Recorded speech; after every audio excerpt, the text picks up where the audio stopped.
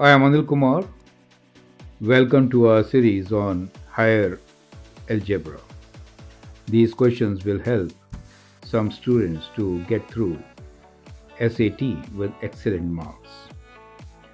You can also find many such problems in our new book, Rediscover Algebra and Geometry, which is available on Amazon. Question here is, if x is equal to 7 plus 4 square root 3, prove that square root of x is 2 plus square root 3. Hence find the value of square root x plus 1 over square root x. The question itself has kind of solution in it. Many times it is a straightforward question where we say x is equal to 7 plus 4 square root 3. Find the value of square root x plus 1 over square root x. Now let us see how do we answer such questions. In case you want to know more, you can always send an email to globalmathinstitute@gmail.com. So let's begin with what is given to us, and that is x is equal to 7 plus 4 square root 3. We need to find the value of square root x. So this is slightly tricky.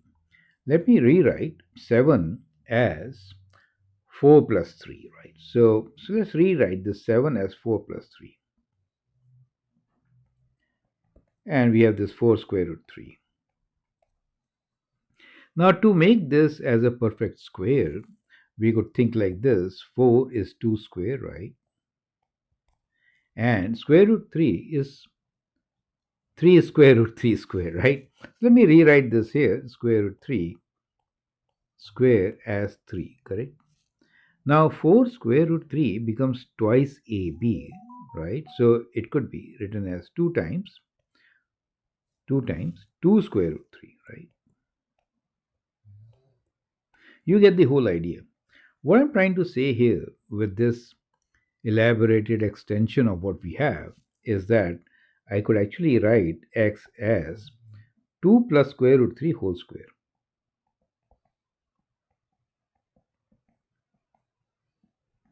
Does that make sense? So we have done a backward calculation like completing the squares, and we have come to the result that x is indeed equal to 2 plus square root 3 whole square.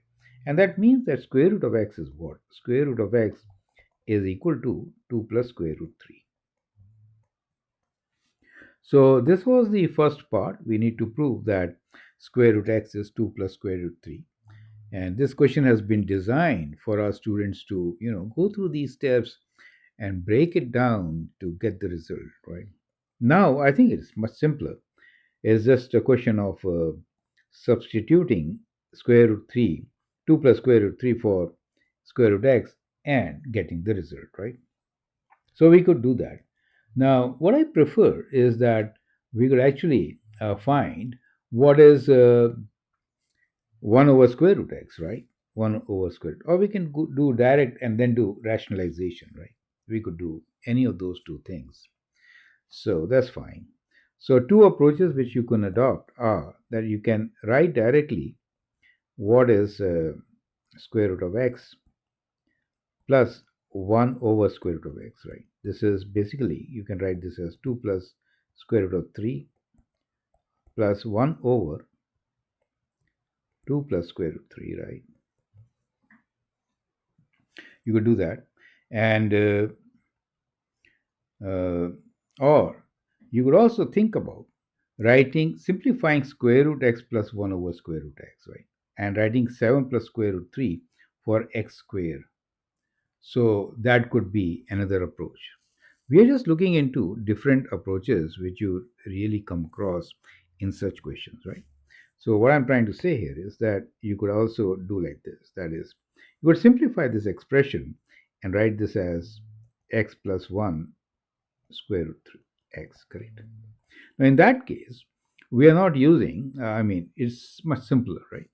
Square root x times square root x is x, right? So that is what it is. And so the numerator now becomes x is 7 plus 4 square root 3 and plus 1, right? and square root of x is 2 plus square root 3. Right. So continuing with this, we get what? We get 8 plus 4 square root 3 in the numerator, and here we have 2 plus square root 3. Let's rationalize this by multiplying by 2 minus square root 3 over 2 minus square root 3. Correct? So in the denominator, what you get is a square minus b square, 4 minus 3, right? Which is 1. And in the numerator, you can expand and simplify. So 8 times 2 will give us 16 minus 8 square root 3. You could have taken also 4 common. So in that case, what happens? If you take 4 common, you get 2 plus square root 3, and then it's easier to do it. Oh my god. So we'll do like that. You understand how? We're changing our approach, understanding it better, and then solving it in much simpler way, right? So what I'm trying to say here is that 8 plus 4 square root 3, we could take 4 common, right? And then what do we have? We have 2 plus square root 3. Is that clear to you, right? We have 2 plus square root 3, right? And then 2 plus square root 3 would have cancelled. Great. So that could have really helped us to find a better solution, right? So let's go back to this. Instead of rationalizing, what we are going to do is this. We are going to rewrite this as equal to 4 common, right? And here we get 2 plus square root 3. And then dividing by 2 plus square root 3. You see that? Now 2 plus square root 3, 2 plus square root 3 cancel, and we get 4 as our answer. You see how much we have simplified by following these steps. Every step counts, especially when you are in a competitive exam and time is a constraint. So once again, when you have such kind of question, your approach should be you are given x and the equation is in square root x. So first figure it out from x how do we get the value of square root x.